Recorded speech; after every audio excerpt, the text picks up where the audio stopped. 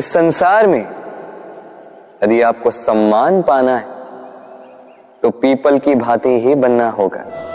कुछ देना सीख, आनंद, सुख, शीतलता बांटना सीखो और कांटों की भांति कभी किसी को कष्ट ना दो। सम्मान स्वयं चल के आपके पास आएगा और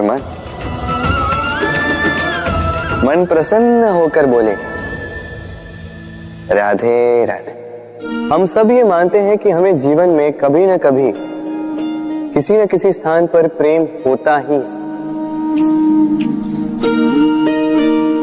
फिर चाहे वो माता पिता को संतान से हो, ज्ञानी को ज्ञान से हो, किसी कलाकार को कला से हो, आदि इत्यादि। किंतु क्या वास्तव में ये प्रेम ही है? मोह भी तो हो सकता है। अब आप पूछेंगे कि प्रेम और मोह में अंतर क्या? अंतर है बंधन का, जो आपको बांधे वो मोह है, प्रेम में। प्रेम वो जो आपको मुक्त कर विकास की ओर भेजे। चलो आपको एक उदाहरण देता हूं। कुछ माता पिता अपनी संतान को किसी अन्य नगर में पढ़ने के लिए भेज नहीं पाते, अपनी संतान को उसके मित्रों के साथ खेलने के लिए भेज नहीं पाते, चिंतित रहते हैं कि कहीं उनकी संतान को पीड़ा ना पहुंचे और इसीलिए उसे बांध के रखते हैं। ये प्रेम नहीं है, ये मोह है। क्योंकि यदि ये प्रेम होता तो वो चाहते कि संतान माता पिता की छांव से बाहर निकलकर इस संसार को देखे, उसे समझे, उससे ज्ञान ले, अपनी अनुभवों से सीखकर अपना स्वयं का एक व्यक्तित्व बनाए। स्मरण रखिएगा, मोह से भय पैदा होता है और प्रेम से केवल आनंद। इसीलिए बांधिए मत, मुक्त कीजिए, क्योंकि यही प्रेम है। राधे राधे। संसार में संबंध बहुत ही महत्वपूर्ण होते हैं। अब प्रश्न ये उठता है कि संबंध कैसे होने चाहिए। संबंध शब्द के प्रारंभ में ही सम शब्द आता है। सम अर्थात समानता। तो किसी के साथ संबंध निभाते हुए इतना मत झुकिए कि उठने के लिए किसी के सहारे की आवश्यकता पड़ जाए। स्मरण रखिएगा, जो झुकाना चाहे वो कभी संबंध निभा नहीं पाएगा। संबंध उसी के साथ जोड़िए जो आपको समान माने, आपको सम्मान दे, क्योंकि सम्मान से ही संबंध पनपेगा और बढ़ेगा। राधे राधे। कभी सोचा है जब माता संतान को जन्म देती है तो क्या होता? 9 माह का गर्भ, प्रसव की तीव्र पीड़ा। कहते हैं ये पीड़ा इतनी भयंकर होती है कि मानो जैसे संतान के जन्म के साथ माता को भी एक नया जन्म मिल जाता है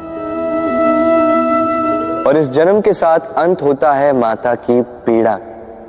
किंतु यदि आप दृष्टिकोण बदलकर देखें तो आप ये समझेंगे कि पीड़ा का ये अंत एक अपार आनंद का प्रारंभ है। आरंभ संतान का और संतान माता पिता के लिए सुख का प्रारंभ है। जीवन के साथ भी यही होता है। हम कभी कभी किसी संबंध या किसी स्थिति के पीड़ादायक अंत के कारण इतने विचलित हो जाते हैं कि उस आनंदमयी प्रारंभ को देख ही नहीं पाते। स्मरण रखिएगा, पीड़ा आनंद के प्रारंभ का लक्षण। राधे राधे।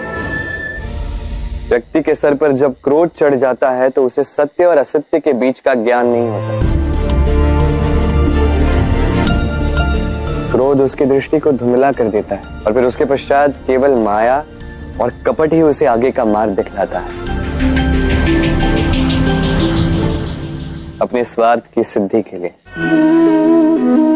अग्नि क्या करती है?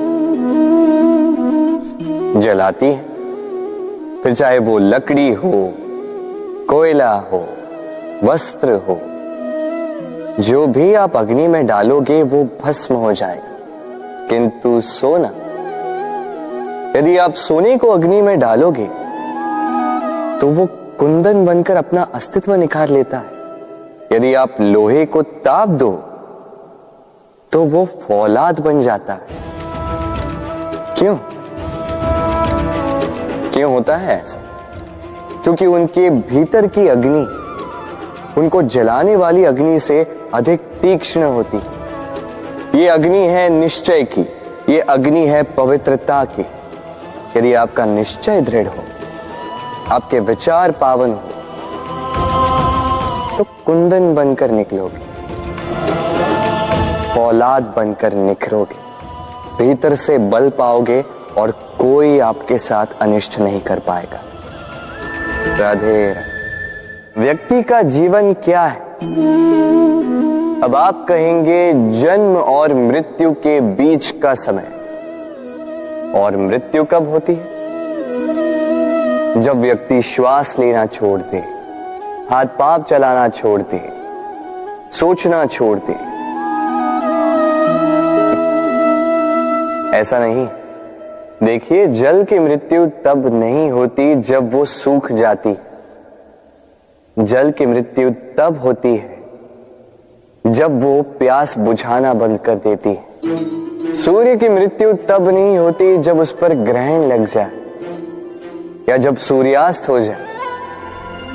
सूर्य की मृत्यु तब होती है जब वो भविष्य में इस संसार के जीवों को प्रकाश की आशा देना छोड़ दे। उसी प्रकार मनुष्य का अंत, उसकी मृत्यु तब होती है जब उसके भीतर की करुणा का अंत हो जाए। करुणा वो भाव है जो मनुष्य को मनुष्य बनाए रखती है, जो एक मनुष्य को किसी और मनुष्य का कष्ट, उसकी आवश्यकता का अनुभव कराती है, जो उसे बल देती है किसी और की सहायता करने के लिए, उसे पात्र बनाती है इस सृष्टि का नियंता बनने के लिए। देखिए, इस संसार में मृत्यु केवल एक बार होती, तो उससे पूर्व क्यों मरना? इस करुणा को क्यों मारना? स्वयं को मनुष्य बनाए रखिए, मृत्यु के पश्चात भी जीवित रहेंगे। राधे राधे। नवरात्रि का पर्व आरंभ हो चुका है और ये पर्व अत्यंत भव्य है, क्योंकि ये पर्व जगत माता से जुड़ा है। मां कितना छोटा सा शब्द है, किंतु ठीक से देखो तो समस्त संसार इसी शब्द में समा है। मां जो अपनी संतान के लिए हर संभव प्रयास करती है, कुछ भी करने के लिए सज्ज रहती है। मां जिसका सबसे बड़ा गुण निश्चलता, मन में ना कोई पूर्वाग्रह, ना कोई भेदभाव, ना कोई छल कपट, और इतनी भोली होती है मां। संतान भले ही झूठा रो दे, मां को लगता है कि कदाचित वास्तव में भूख लगी होगी। मां चाहे जन्म देने वाली हो, चाहे पालने वाली, स्वर्ग, ये स्वर्ग हमें मां के चरणों के नीचे ही प्राप्त होता है। इसी मां को हमारा शत शत प्रणाम। राधे। सहनशीलता मां का दूसरा सबसे बड़ा गुण। कहते हैं कि धरती से अधिक सहनशील और कोई नहीं।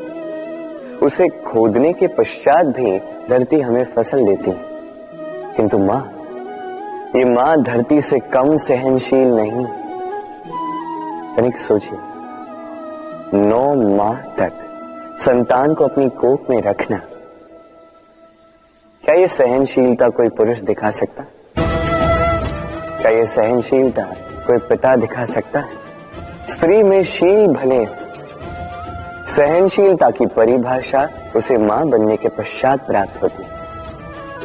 स्वयं का अस्तित्व भुलाकर संतान का अस्तित्व बनाती है।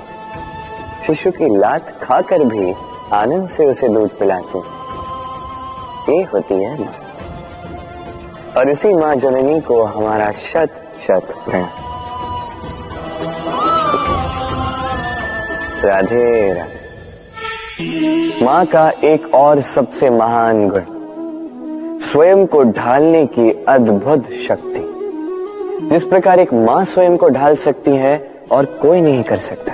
माँ एक महानदी की भांति है जिसकी ऊर्जा असीमित है किंतु अहंकार बिल्कुल नहीं।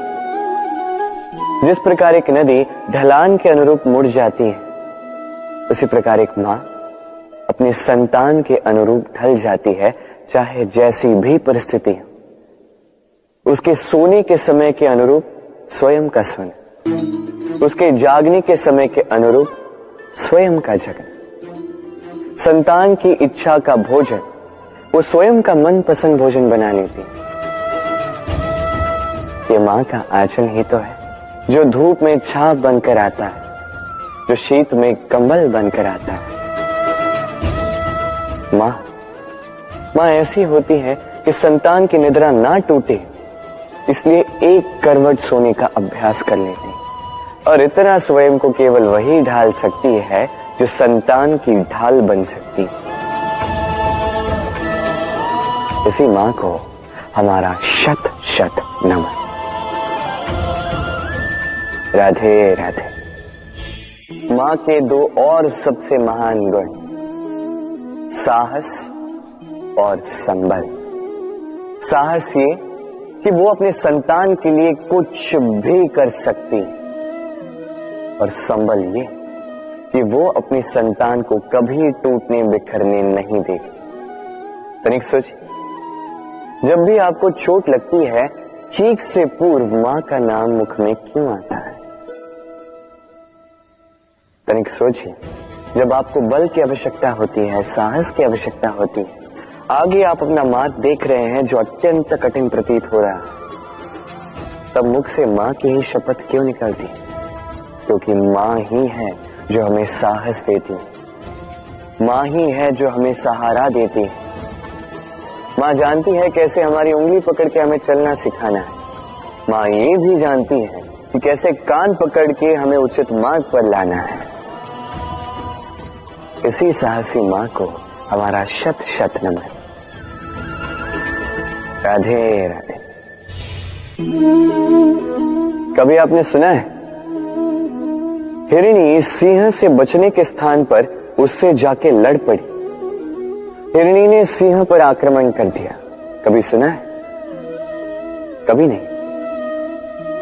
किंतु ऐसा हो सकता है, ऐसा होता भी है, और ये होता तब है जब हिरणी के शावक संकट में हो।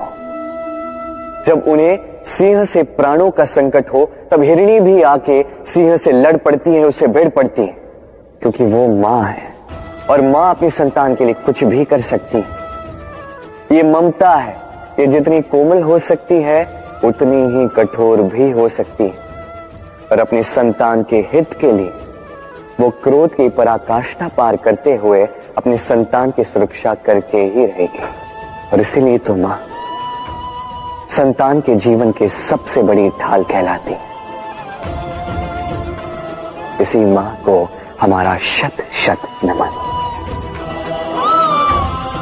राधे राधे। करुणा, करुणा वो भाव है जिससे संसार के सारे भाव जन्म लेते हैं, और ये समस्त संसार ये मां से जन्म लेता है। मां वो व्यक्ति है जो करुणा का सागर है। संतान को देखकर ही समझ जाती है कि उसकी विडंबना क्या है, उसकी आवश्यकता क्या है।